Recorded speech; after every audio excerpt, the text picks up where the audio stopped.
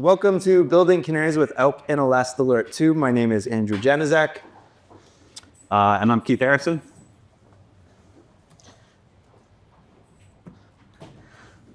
So we're part of a systems engineering team at Lehigh University in Bethlehem, Pennsylvania. It's like 2 hours, hour and a half west, hour and a half southwest, kind of.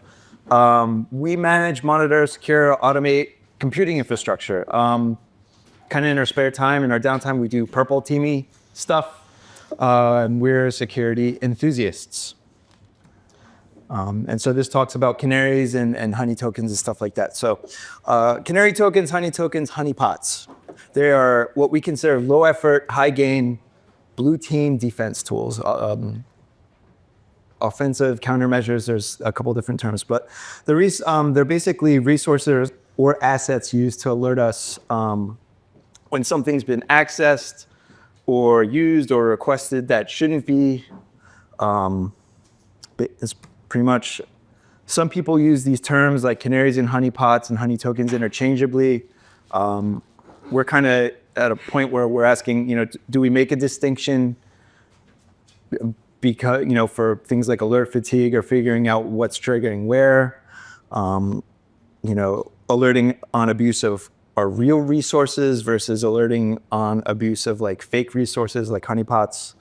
But really they all share the same quality in that they let you know something bad may be happening or is happening. And for our purposes, we're basically using these tools and things that we've set up to alert on potential badness, basically in the void that's left where either our security controls or our vendor tooling is basically ineffective or can't touch. So the concept is not novel, and like many other things in tech, we stole the terminology from previous generations, right? So these are literally definitions from the Wikipedia articles on a canary trap and honey token, such as giving every journalist a document with a slightly different wording in it, so then if it gets leaked, you can tell who leaked it, right? That sort of thing, kind of the classic canary. Some of it comes from intelligence agencies, some of it was made up by spy novelists. But that's kind of the concept. So at the 32nd RSA conference in 2023, Kevin Mandia, the CEO of Mandiant, he presented on cybersecurity. And one of the things that struck me was there's this quote, about building honeypots. And he says it's one of the 7 pieces of advice to help orgs avoid attacks that would require incident response. So basically they kind of, again, I'm kind of echoing what he said, in that they're filling in the gaps that our security our vendor tooling, EDR, AV, can't touch. They're ineffective. And so Kevin was basically echoing this back in 2023. So it's something other orgs can do.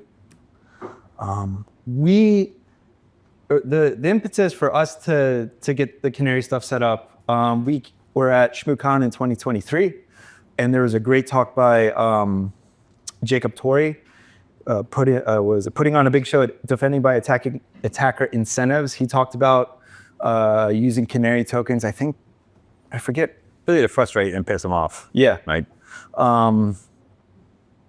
He had a great talk. It's up on, I think you can find it on YouTube. It's probably on the Internet Archive too.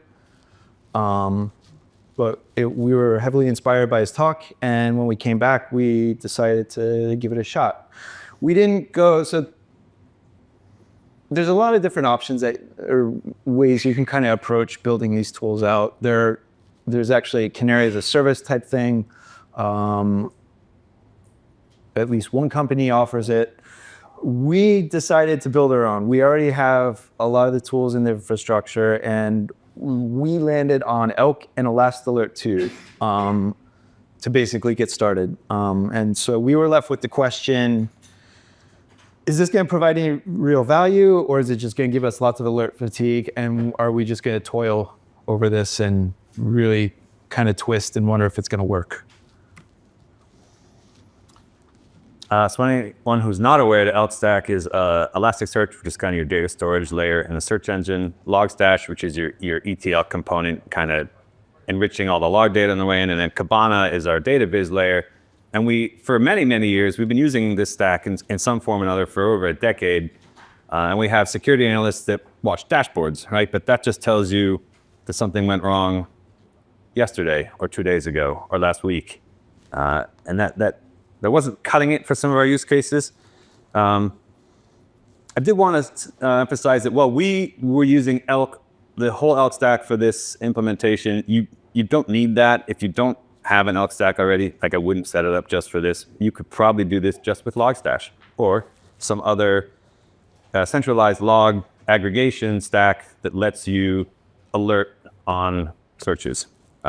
So you could certainly do this with OpenSearch. You could probably do it with Splunk, right? Splunk has, and there's Splunk users. Splunk has cloud alert, I forget what they call it, actions, something like that. Also, yeah.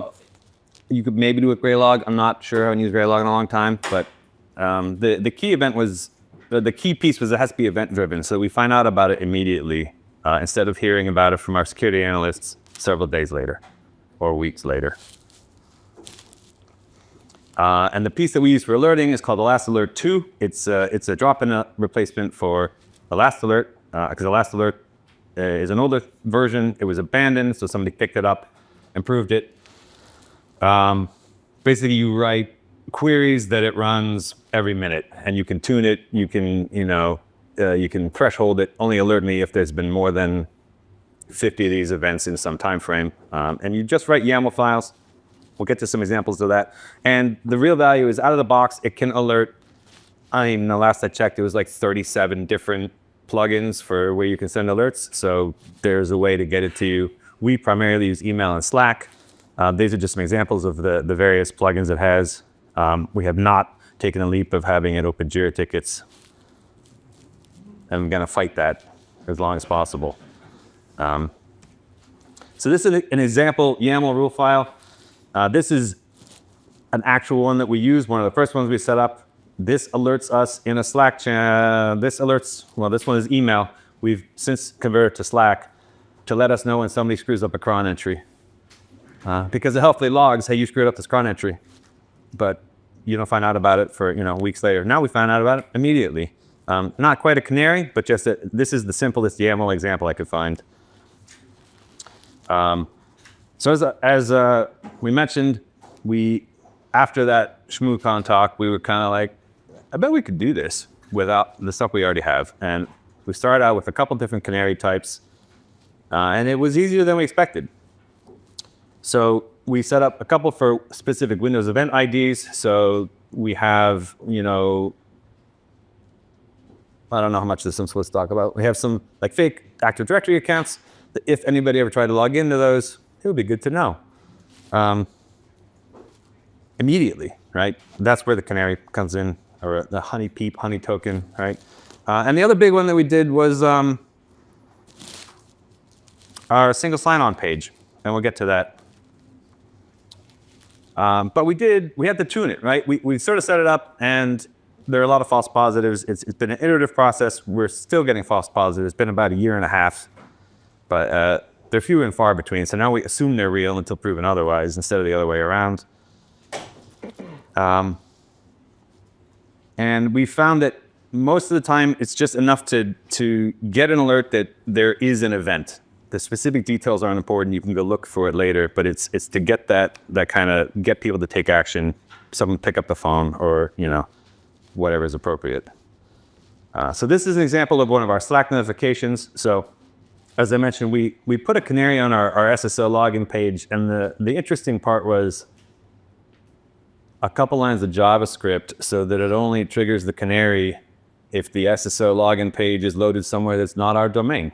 Because at the time we were having a lot of problems where people were phishing our users. We work in higher ed, right? So without a whole lot of effort, you could figure out we get a few thousand users every year right around August. And we also have very targeted phishing of specific departments on campus, right?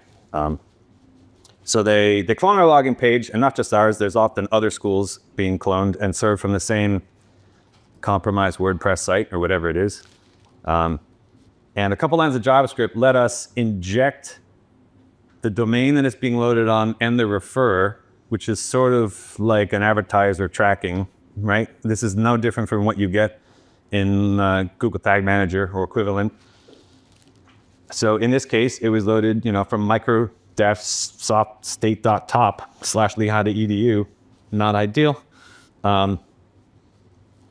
And this particular one was the day after Thanksgiving. So they know no one's working, probably, right? It's a slow time. That's when they do it. But we caught this one, right? Because we don't have users logging into a fake domain from South Africa the day after Thanksgiving. But then you see, they'll test it from, in this case, South Africa, an hour or two before they actually send out the emails to all of our users. So that's why the timing is critical. We have an hour or two for someone to get in there, write an email filter rule to block this DNS on campus. But then we do see hits from our users once sometimes it's us testing it from New Jersey or Pennsylvania or New York or wherever they happen to be. This was a different one, early December, only a couple weeks later, and it was kind of odd to see, like this example, the screenshot, it was from Belgrade, but then there are other hits coming from around the world, so they may have a team working in different places, or they may be just using other compromised servers or VPNing to random countries. We don't know. But this is another case where we were able to block it. And this is another example of this is a false positive, right? So when we first set this up, we had a lot of weird stuff. We were shocked to find how many web crawlers apparently execute JavaScript on your page. Some of them make sense.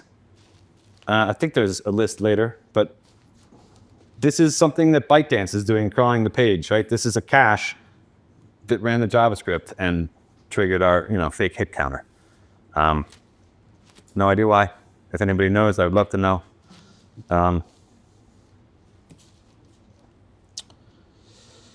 So, go ahead. Yeah.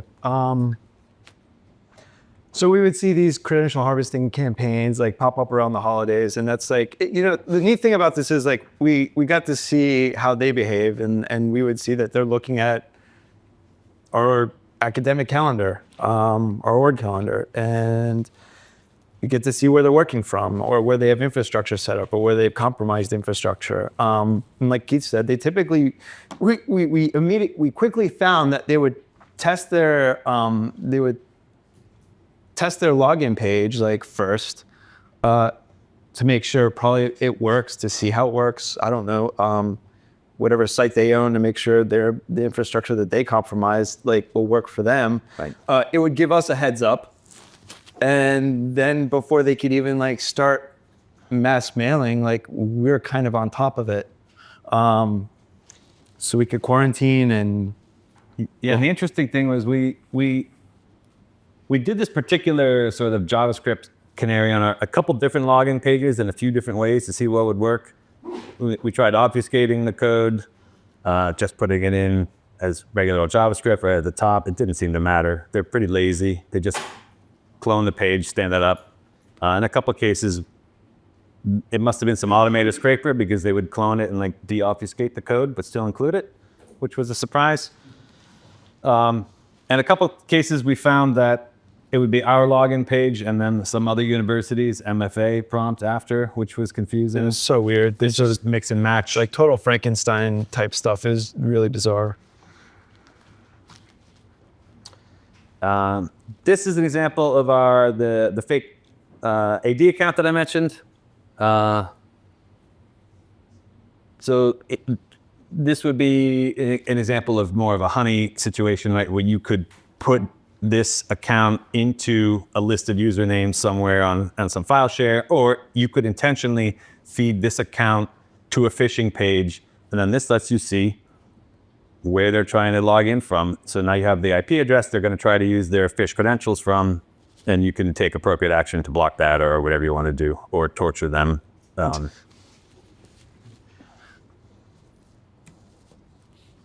right. So where do you start if you're interested in like building this stuff out? If you anticipate pushback or grief, which we kind of got from some people when we first started this, start simple. Look at something that's easy to implement and can provide value quickly. Use a dedicated comms channel like Slack or an email list where only those who need to know are there, and you're not like pestering people or creating unnecessary noise for people who will complain or could potentially stop your project. And just really the largest amount of work that actually was involved was tuning out the false positives. And so looking at your hits and the results and asking the question, like, why did this happen? Is this legitimate? Do I have all the data I need to make a decision about whether this is legitimate? Am I getting all the data I need to take action? So tuning all that stuff is really important. So these are just some examples of ideas that you could do, right? Because you can use any admin login page as a canary, especially if you don't really use it, right? Or, a second one, privileged accounts, directory services that shouldn't be queried, or any sort of specific URL paths that you can expose. If you can log it centrally and act on it immediately, it can become a canary. We found it more useful to do the pages that they were cloning to phish our users. That's the low-hanging fruit, right? So now that we have that stuff sort of sorted out, we're getting into more complex use cases. And that gets kind of look more like a honeypot scenario. But there are certainly some honeypot scenarios that we would like to be made aware of immediately, where some of them can just show up on the dashboard later. We'll kind of fly through these real quick. But yeah, be creative, use your imagination. You can turn anything into a canary. Right. These are just some more ideas. I'm gonna skip through. CanaryTokens.org would be one of those canaries as a service, and they have a lot of great ideas. They have some very good ones. Fake databases, fake database tables, spreadsheets. And we've recently started looking at their Open Canary tool, which is sort of a honeypot layer that you can run on, a VM or a Raspberry Pi or whatever. So yeah, think about what you're logging and how to leverage that in regard to your assets and things that get compromised. You want to focus on the areas that you have trouble with that none of your controls or your vendor solutions are able to help you with. That's where these really fill in the gap and provide some value. Be mindful of how you set this stuff up. So you don't want to make, like, if you're setting up a honeypot, don't make the host name honeypot. You want to make it look as legit a resource as possible. Like, it really needs to look legit. It needs to mirror whatever host name scheme, server naming scheme that you're using. Like, really, it needs to blend in. I think it's safe to assume that whoever's attacking your organization knows how this stuff works. The skepticism and pushback that we initially received when we set this stuff up immediately dissipated after we started seeing results. Immediately, like, people were on board. They're like, "This is cool. This is working. This really helped us." You're gonna have to tune stuff. It's not like a once and done thing. You will iterate over how these are set up based on the false positives you get and just different circumstances and as tools and tactics and procedures like change for attackers, they're going to do different things. Talk about. Yeah, and then an OPSEC reminder, if you do find that someone has cloned your login page and maybe you poke around and you find like an unsecured admin panel for their phishing toolkit, don't poke around in it, maybe not from your work network. Starbucks. Yeah, or guest network, whatever. Tether it to your phone. Be creative, right? But we try not to paint targets on us. Like, it's just not good. And you will see a lot of odd behavior, right? As I mentioned, we found a lot of weird false positives, like translation services. People that use Google Translate to translate English to some other language. It will load the JavaScript and trigger your canary, right? A lot of weird stuff we never figured out why. Why are users saving a login page to their desktop? So then we get a canary hit with a refer of a Windows file path. No idea. I still don't know how someone managed to embed it in a Google Doc either. And once in a while we get ones we just can't recreate. Like, why is Bing referring traffic to it using the IP address? Don't know, right? There's just gonna be some weird stuff. So over time, you build up a list of things you know you don't care about. And like Andy said, once we got the false positive under control, all of a sudden, everybody said they were on board from the beginning. Yeah. This is just a list of some resources that we use. So again, obviously we depend heavily on the ELK stack. I think you could probably do it with just Logstash. And ElastAlert2 is critical in this case. And I do want to mention, obviously, YAML configuration files, we don't trust our users to write YAML correctly. So we did slap together a little web interface to generate the YAML files for them. That might be needed unless you like hand tuning YAML. But we kind of allow a large collection of teams to write these rules for themselves, and it's too easy to screw it up. So that would be the one downside to ElastAlert if I had to be picky. But definitely, if you're interested, go watch the ShmooCon talk from 2023. Don't bother to watch our ShmooCon talk from 2024 because it was the same thing. I think that's about it. No, that's it.